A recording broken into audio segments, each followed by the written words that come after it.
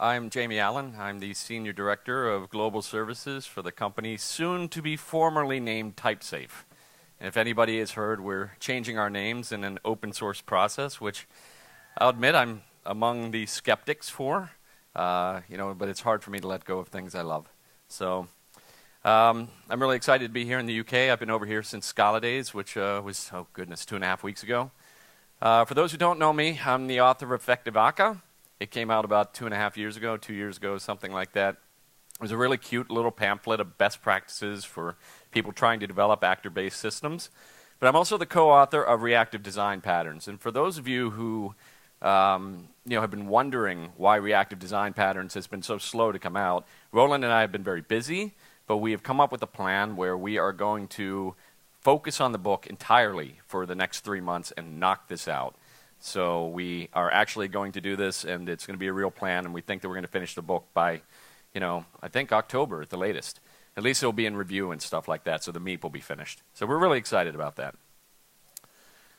This talk is about Akka Streams and the Reactive Streams initiative. How many people have heard of the Reactive Streams initiative? Yeah, just about everybody. That's fantastic. Wow. It's kind of fascinating to me because I've been a developer now for about 20 years. I'm old. And, I look back at the world just, 16 years ago, 17 years ago, and The Matrix came out. And even before that, the movie that The Matrix was based on from Japan apparently also used a very similar visualization. And what they were saying was to visualize the entire world and all the information it represents, it had to be streamed data.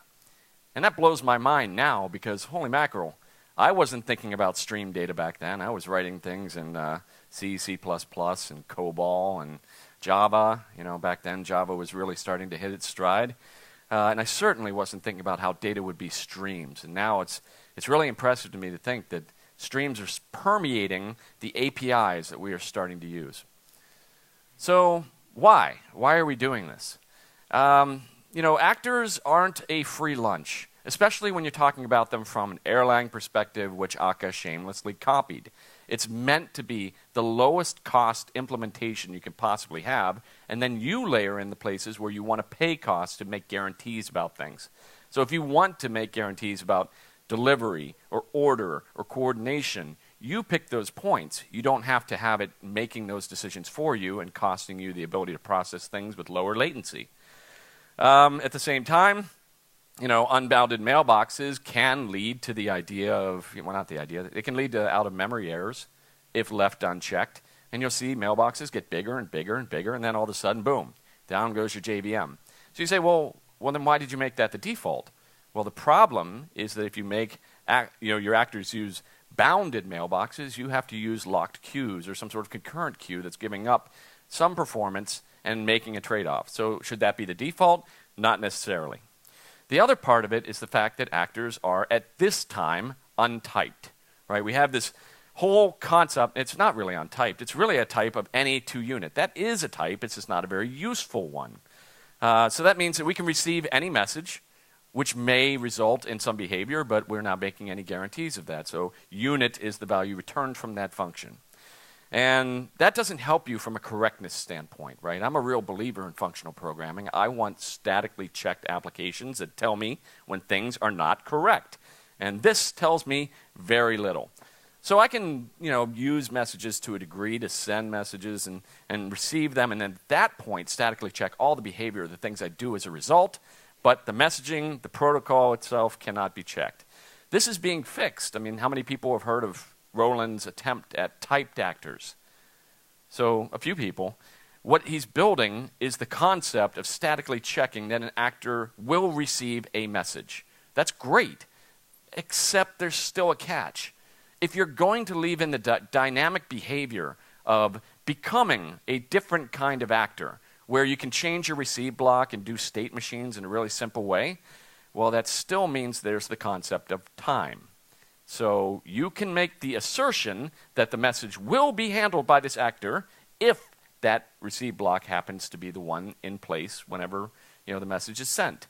So that's a problem, and it always will be so long as we have this flexibility. But at least you'll know that this is a message that can be received by the actor, if not when. Akka Streams solve both of these problems. They give you full typing across the flow of data from the source all the way down to the sink. And at the same time, they also give you back pressure. So you don't have to worry about unbounded mailboxes quite so much. Mind you, back pressure is not a free lunch either. You're communicating the fact that there is overwhelming load coming into my system.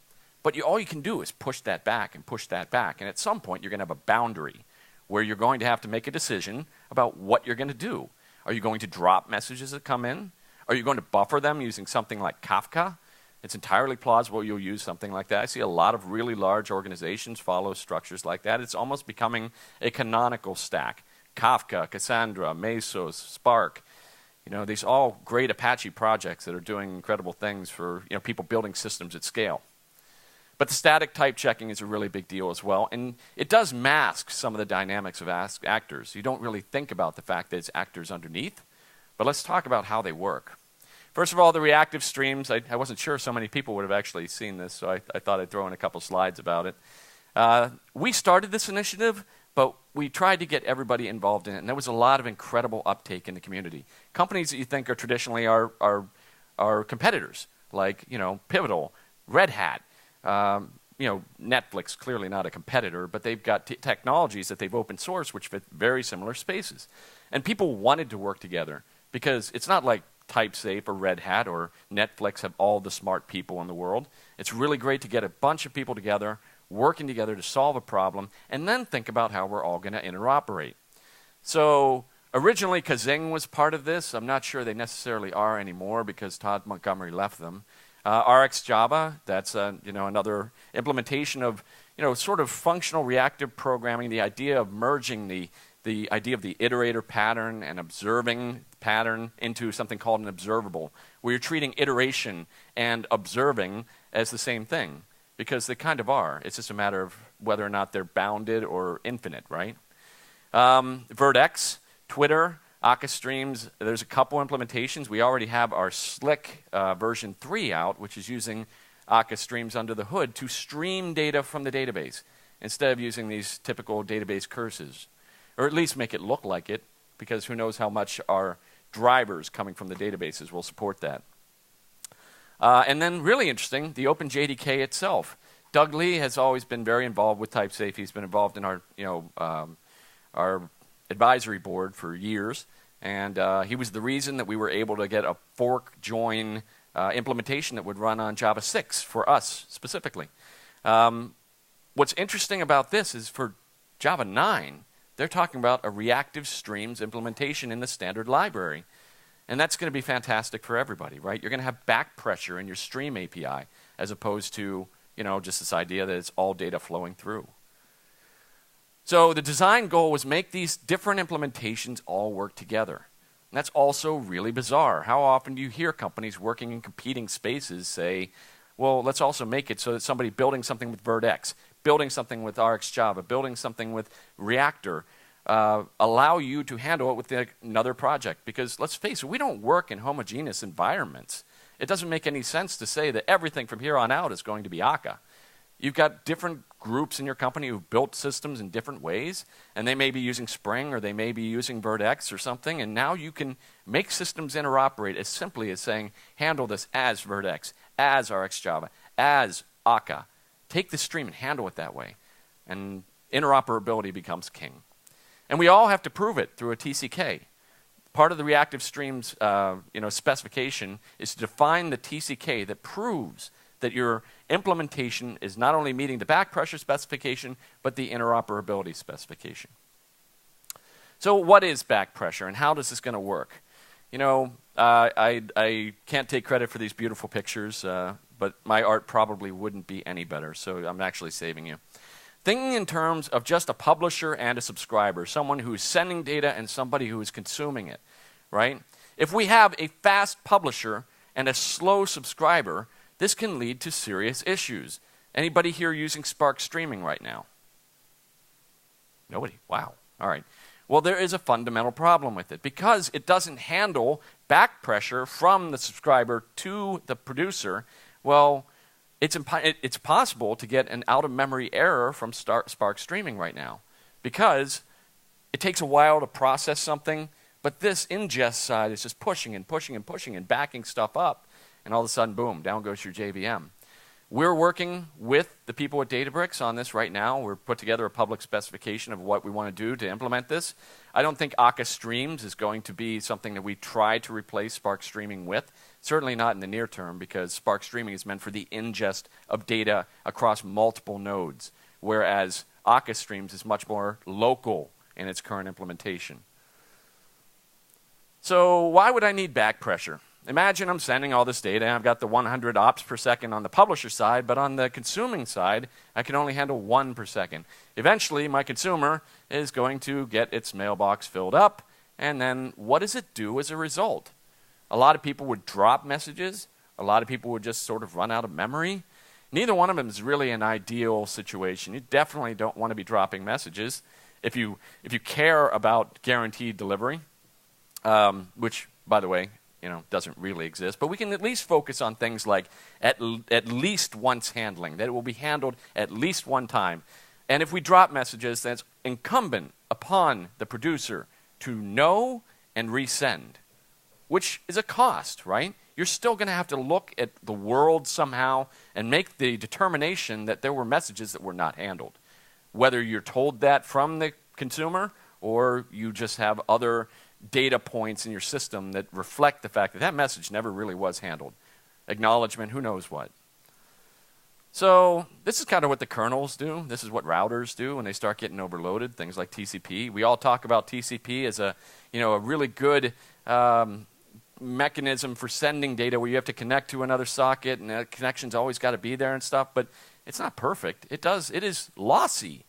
Kyle Kingsbury just gave a talk, Mr. Afire on Twitter, the guy who does the Jepson Call Me Maybe series, talking about TCP is not being lossy. He was talking about UDP being lossy, but TCP is too. Yes, UDP is more lossy, but TCP has its issues as well. So what are you going to do if you're the consumer here trying to deal with this? Do you increase your buffer size? That's probably not a good idea. You can do that, and Erlang kind of works this way. With its mailboxes, when it's receiving things, it's going to try and get more space and more space from the operating system until the point in time where it just can't anymore, and things start falling over. So that leads to out of memory. So back pressure, knacking is not enough, right? Just negative acknowledgement is not enough in a system like this.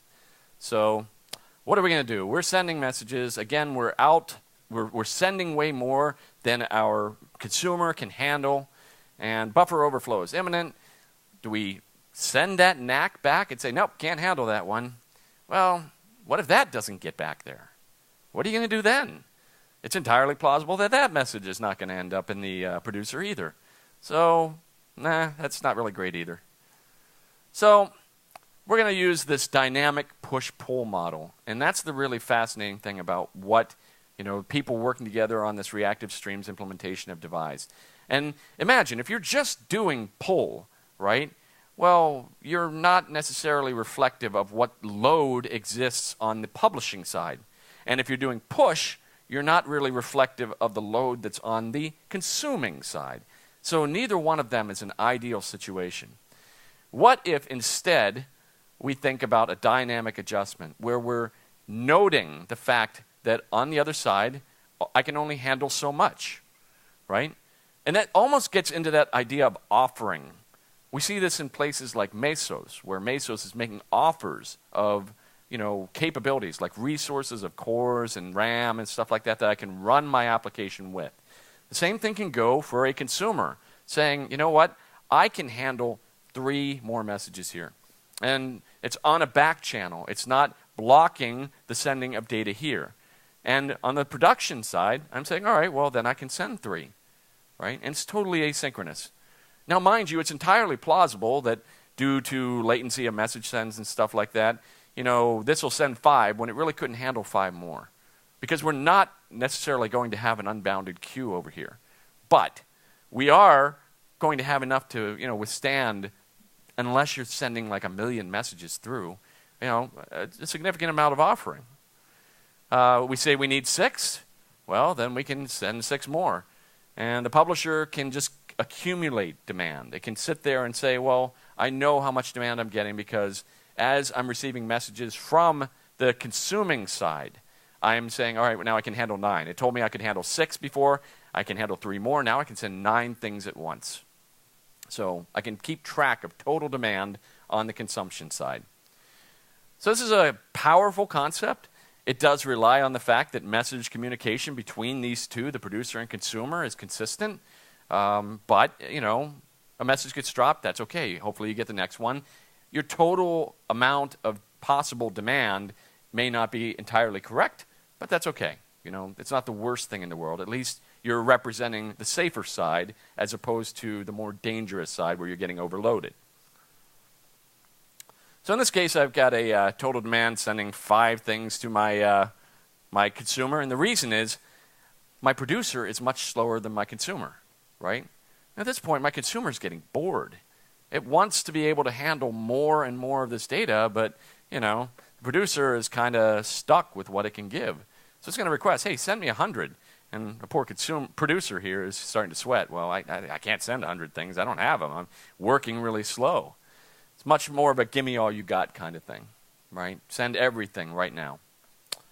So because it's based on Akka, we still have the core concepts of Akka built into it, and that's fault tolerance.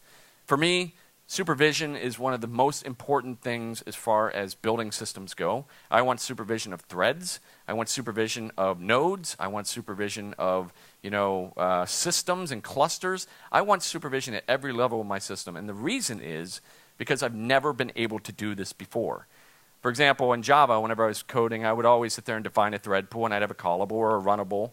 And whenever that would run off and go do something, if an exception was occurred and I didn't have a try-catch around it, it would blow up the stack. And where would I find out that I had an issue? Does anybody remember? The console. That's assuming I was looking at it. Does anybody here look at their console in production? No. So if you knew about something like uncaught exception handler, you could put an implementation in there for your thread pool, and then you'd have the ability to say, all right, well, what do I do for anything that could go wrong executing on this thread pool? And now you've actually sort of turned your thread pool into a domain concept. Isn't that nutty?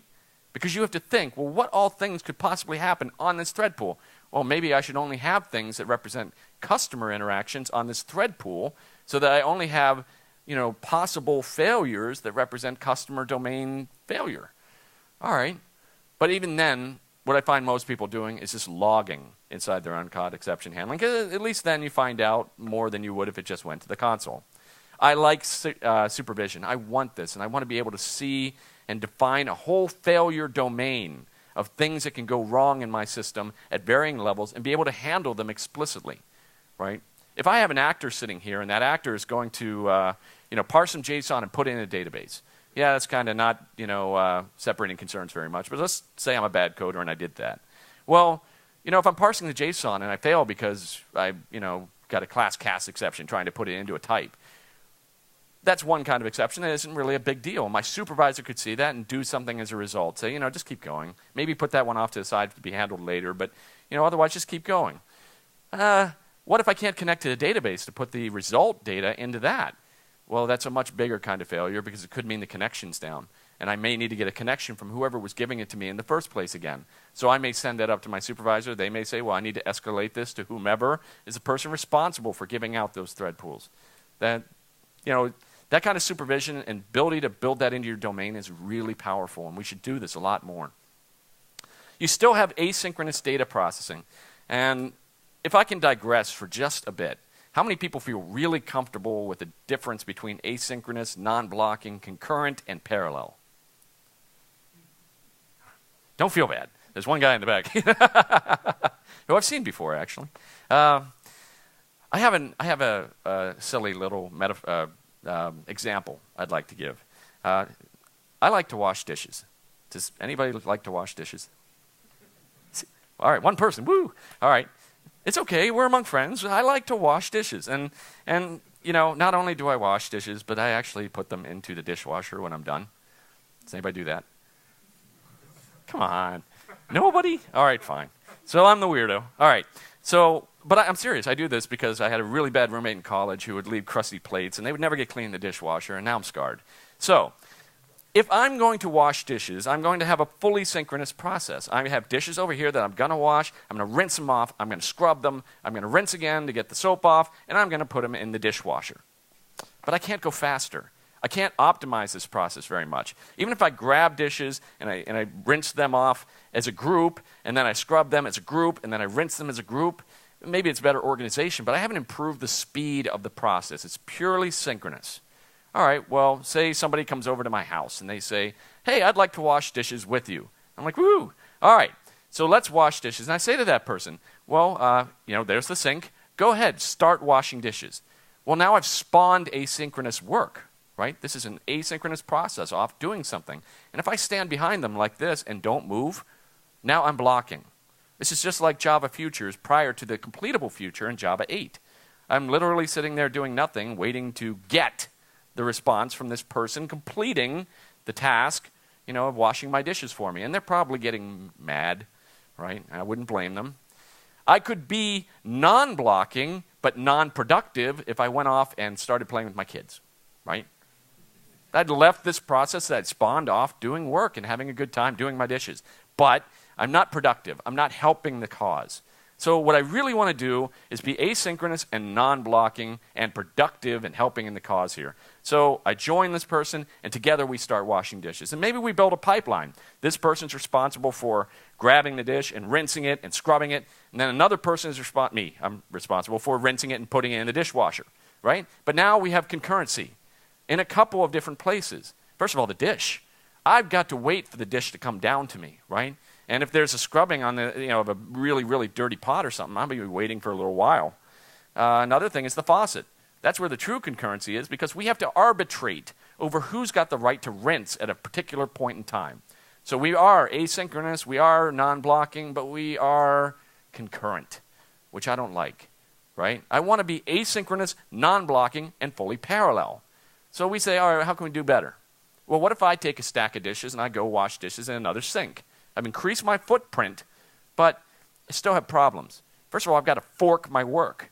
Fork, actually, I just realized that's a pretty funny task. We're talking about dishes. Anyway, I'm grabbing a stack of plates, and I'm going off to another sink, and I'm going to do dishes, right? That's a fork, just like the fork join pool in Java. And it can be expensive if I have to do that in some sort of ordered or recursive way. What if I have to grab every other dish as opposed to grabbing a stack? That's where forking can be expensive. But if I just grab a stack of dishes and go from the top, that's kind of O of 1, not quite so big. But then whenever I'm done, assuming this other person and I finish washing our dishes at the exact same time, we then come to the dishwasher, and again, we're at a join point. This is where we are trying to put our dishes into slots, and we're contending for the slots in the dishwasher. So this isn't really an optimal solution either, and you see this a lot when people try to use things like parallel collections. You're forking this across all the cores inside of your machine, and then you've got to join that back into a single holistic view of the data, which may possibly be ordered depending on the collection. That's costly. It may have been faster just to do that with an array and a really, really fast algorithm that's been tuned, to just fly through that on a single core. So from my perspective, I want to get rid of that fork and that join point. And the only way to do that is increase my footprint somewhat more. Now I've got to have somebody brokering the dishes to me. This could be something like my kids. Hey, you get one, whatever. Bring their dishes to us. Or at the join point, another dishwasher, right? And in increasing that footprint, I now have the ability to say that I've reduced the cost of the fork join, I've increased my parallelism, reduced my concurrency, I'm asynchronous and non-blocking. How's that? Is that a good analogy? Yay, all right, woo. All right, so I think I was clicking while I was doing this. This says optimize for high performance as far as Akka goes, but Akka Streams really aren't yet. They're not done. I know people using them in production, and I think that's pretty bold, but I know people who are using a lot of really bold things in production. Like, I love Shapeless, but I'm not sure I'd be ready to put macro paradise in the Scala world into production, which you do kind of have to do. So I would say that Akka Streams aren't optimized, but Akka really is. As a matter of fact, a really, really large company that makes chips came to us and said that they want to optimize Akka even further for their particular chipset. And we're super excited about this because this is probably a dominant player in this market. So, yeah, we're pretty excited about this. I always thought, well, we run on the JVM. I mean, what are we going to do? We don't have very, high level. We don't have a lot of low level control, but they're pretty confident they can help us here. So that's going to be even better. And we have this adaptive cluster inside of Akka, and we've got load balancing among cluster nodes. Routing and strategies you can use for that sort of stuff. So Akka, it's got some nice features inside of it. If you have 1,000 nodes up and running already on an Akka cluster, you can add 20 in about 15 seconds. I think that's a confusing metric. I think the easiest one for me to say is that I can create 1,000 nodes up and running on GCE from a flat start, including starting the images, starting the JVM, starting the application, converging the Akka cluster, 1,000 nodes in 4 minutes and 15 seconds. So, and that was, 2 years ago during the benchmark we ran with them? So we were pretty proud of that. So let's look at how these flows are organized inside of Akka Streams. The flow itself is a transformation. It's what you're going to do to map over data or flat map or filter data somehow. It is the representation of a data from one state to another. The source is where you're getting data from. The sink is where you're getting, or where you're placing the results of your transformation, right? In this case, we'll use a silly little pedantic example of just saying, well, for every value that I receive in my source, I'm going to convert it to an integer. All right. I have to take a source definition here, and then I have to say run with, connecting the source to a sink, and saying for that sink, for each, I'm just going to print the value out. So that's a very basic flow, right? Not a lot of information here. And really, this is my flow. That is the function I'm applying to my data, that simple little println. And of course, to make this work, we have to have an actor system. And we also have to have this thing called a flow materializer, which is going to make the flow actionable in the context of our whole streaming API. So how many people have ever used source from file in Scala? 2, 3, 4, all right, 6, 7, all right, 8. Hi, Peter. It's actually really slow and not something we really recommend. The file API in Java is pretty darn good, so why would you mess around with it? But you can actually do a simple little loading of data from a flat file using the Akka Streams implementation. And in our benchmark so far, it's already 10 times faster without having been optimized than source.fromFile. So it already has a pretty valid use. If you've got data, really big data you have to load from a file because that's how somebody's sending you something, here's a use case where you can already put it into action. And you'll notice it's actually still using the Java I/O file underneath, right? That file API is pretty well battle tested, and we're pretty confident that it won't change either because that's how Oracle rolls, which we all benefit from, by the way. So we have this linear flow, right? We're gonna do this toInt on data that's coming through, right? But we're also typed. I'm defining a flow, and what I'm saying here is it has to be a flow of type double.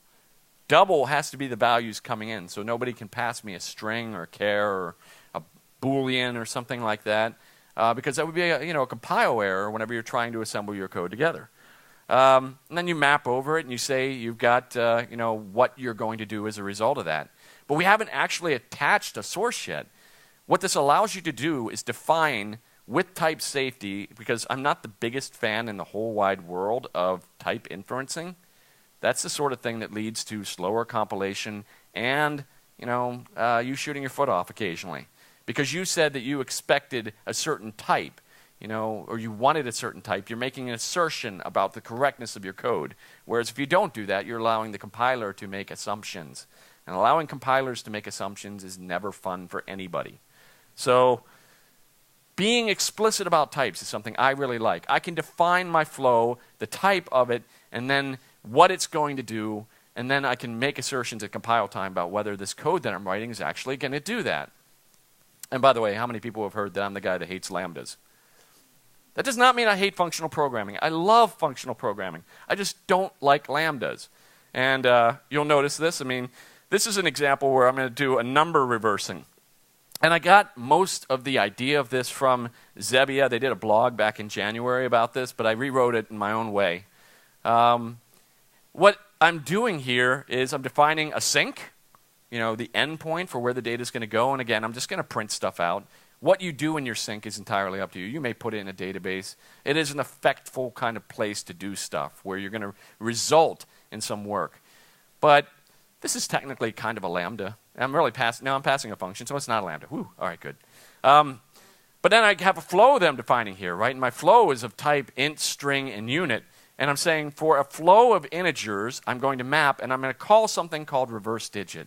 I could put this code in my reverse digit inside here as a Lambda, but then I can't test it independently. I get really lousy stack traces. It's easier to close over stuff, and I have to read it to figure out what it's doing. Whereas if I have a named method that can be lifted as a function, I have much easier to read code, much more maintainable, and I see what went wrong at runtime. This is a really big deal to me personally, because I've been helping a lot of customers over time, and we see these stack traces, and they're horrible. They are. But they are for Clojure, Scala. They are for Java 8. With when you use their Stream API for Lambdas, they're all horrible. It's not just us. So for what it's worth, Java 8 even has a black hole in it right now that they're trying to fix for Java 9. We're all looking forward to that, where it just says, I can't tell you where this came from. So soon they'll have that fixed, and we're all very excited. So I define a source. In this case, I'm just creating a range of numbers from 100 to 200, right? And I'm going to say via the number reverse flow, which is my transformation. I want to apply this data to some sink. Go ahead and run this and do something, right? And again, my reverse digit is just saying I have an int as an input, and I'm going to toString it and then reverse, right? That's going to make our numbers look pretty weird, actually. If you'll bear with me, I'll just try and run this real quickly. So this is the exact same code we were just looking at.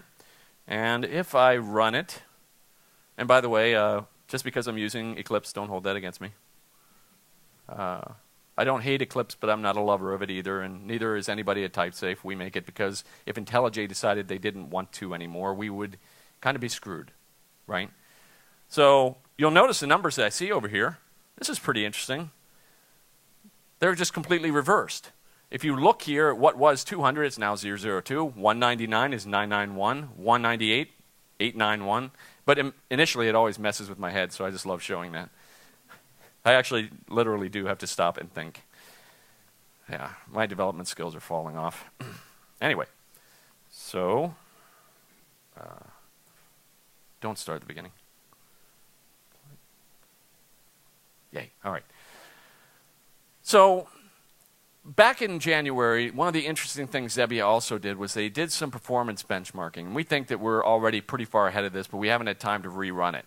And in this particular case, what you're seeing is the elapsed amount of milliseconds as you're increasing the messages per second, right? But also, think in terms of the number of connections that you're increasing here.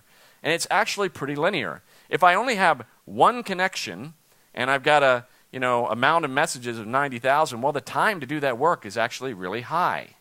Whereas if I start adding connections, right, that's where the dimension down here, the amount of messages per second is actually kind of going down. That's kind of surprising. But the throughput, the time is going up as well. I'm not really thrilled about this. It's going to get better. So here we see at a point where we're handling roughly 100,000 messages, the elapsed time to do that is about 1.8 seconds. So we have improvements to do. We have to make this better. This is why I say whenever you're using this in production already, you're a bold person. So there's some interesting things inside the API itself. And the first is conflate, right? And this is where you're going to say you've got multiple messages coming in, right? And what if you could kind of send them as one? What if you could send a bunch of messages as a single message just to kind of push things into the queue faster? Well, that's kind of up and down too, because you didn't really increase the amount of memory that you were using. But think of it this way. On the JVM, our queue is not representative of the whole amount of data that we're sending. It's more of a reference to that data somewhere else on the heap. So the queue doesn't have to reflect the size of the message that we're doing here. So we can group three messages together by conflating them. And then we can extrapolate them by taking what was a single message and break it apart into many. So this gives you some freedom to deal with the way and semantics of flow through your system. That said, I haven't played with this very much, so I don't know the dynamics of what it means for your flow materializer, your transformation whenever you've got that data in there. And I think that's where you have to do the extrapolation, not down at the sink. Akka HTTP is already an implementation of the Akka Streams API. And you know what? So is Play, but only in master right now. So we finished Play 2.4, and now people are working on the next version. And it's really going to be Play 3.0, but they're not. No, I think there might be. No, it's going to be Play 3.0. They are currently, for an upcoming release, switching what was iterative-based stream handling to Akka Streams. And what really blows the Play team's mind right now is that even though they're only partially the way through it, their tests are still passing. Right? The iteratives and the Akka Streams aren't blowing up by trying to interact with each other. And that's pretty neat. Akka HTTP will be the underpinnings of Play in the future. We're no longer going to have two separate frameworks. It's just one's going to be a superset of behavior beyond a subset that is Akka HTTP. Most of the operations that you see inside of the Akka Streams API should be very familiar to Scala developers. Java developers are going to become more familiar with these as they start to interact with the Streams API in Java 8. Anybody who does work with things like Spark has to get to know these kind of transformations, because this is what data-centric handling of data really means. So you're not writing these implementations yourself. Fair warning, things like group by may not be the fastest implementation you will find, just like in the collections library of Scala.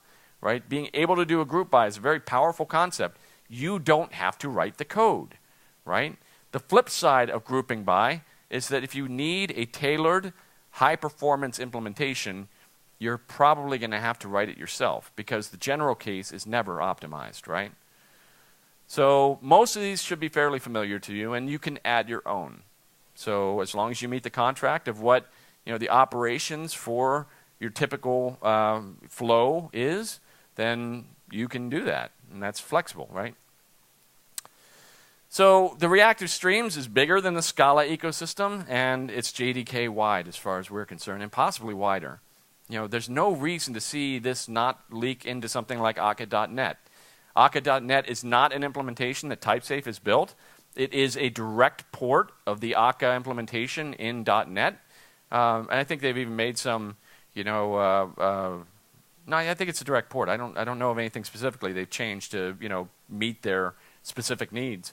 But what we're working on right now is a common API that will allow us to integrate Akka.net systems and Akka, JVM-based systems. So that will allow for a lot of interoperability between the .NET world and the JDK, or the JVM. In the future, you will see Reactive Streams I/O, where we're going to define a protocol so you can have distributed stream handling. Still don't know if we're going to be saying that this is something to replace, Spark streaming. But Spark streaming is really specific to the usage of ingesting huge amounts of data across multiple machines. That isn't always the case that you need it for. And we're also going to have a JavaScript implementation. Anybody who's played around with Scala.js, there will be a Reactive Streams implementation for that platform as well. So we think Akka Streams is pretty good for where it's at right now. VertX is coming out with theirs. RxJava is coming out with theirs. I recommend you check out all of them. And they may actually have variances that make them better suited to your particular problem. I'm not going to say that Akka Streams is some magic awesome sauce that you just put in your application and makes everything great. I like it, but there may be implementations that suit your problem better. For us, version 3 of Slick is using this Reactive Stream, Akka Stream implementation already, and Akka HTTP as well. So wrapping up here, first of all, I want to really thank Konrad Malowski for his wonderful drawings and help with this presentation. Does anybody know Konrad in Poland? He's great. He always tweets pictures of capybaras. He's a nut. Anyway, and for links, if you want to find out more information, just go to akka.io. Then there's reactivestreams.org. And of course, we have our Akka user mailing list. Now, I did promise that I was also going to show the Java API. And unfortunately, I did not finish it. So I am going to show you horribly broken code. I hope you'll bear with me. I don't think the code is actually horribly broken because I tailored something that was already out there. But it doesn't help whenever I'm using the Scala plugin to look at Java code. The one thing about Java 8 that's really been massive, if you ask me, is it's made the API so much clearer and much more declarative, right? Before, whenever we were talking about all the imperative style of writing for each in Java, we ended up having to write these band-aids to try and make our APIs more expressive, and it just didn't really work. But you'll notice here that this is the case where somebody's using an observable, which is something from the RX Java world, right? And they're defining a publisher, which is going to obviously be the producer of data, and finally a source that's going to take information from that. Here's a Reactive Streams publisher in Java. It's a fan-out publisher, so it's going to be distributing data across multiple possible syncs. And finally, we have subscriber thread. This is the Akka example that they're going to use as well. So this was testing the interoperability, basically, through the Java APIs of all of the different implementations that were being built. And finally, here's a Ratpack server from Pivotal. You start the server, you define these net streams here, and finally, you have a promise of a list of a string resulting from having flat-mapped replies to having looked up something on the Anchorman link. I don't know why they're looking there, to be honest. But so I'm really embarrassed that I wasn't able to get more Java for you, but I hope you'll bear with me on that. It's 3:42. Does anybody have questions? Yes. You mentioned about not using introduction yet. When will it be ready? Right. When will it be 1.0? The question is, I mentioned that I wouldn't recommend using it in production yet, though I know people who are, and they're pretty happy with it. I don't know exactly when 1.0 is going to come out. I think we're going to be releasing the release candidate of Akka Streams in September, the first one. So that would imply that all things going smoothly, there's probably going to be 2 or 3 release candidates, right? Because nothing's perfect the first time. I would expect October.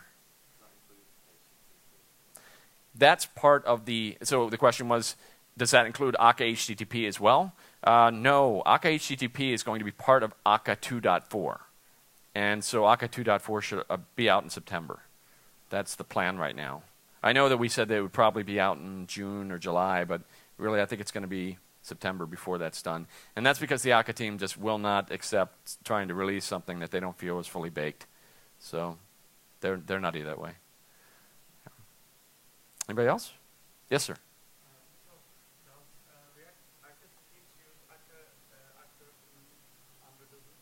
Does Reactive Streams use Akka, or Akka Streams use Akka actors under the hood? Yes, it does. Yeah. So, yeah, you get all of the semantics hidden from you. And you get type safety, which is kind of cool, right? And it's enforcing that on the front end and back end, but in the message sending that is happening behind the scenes, that's not enforced there, but we're not worried about that because that's invisible to you, right?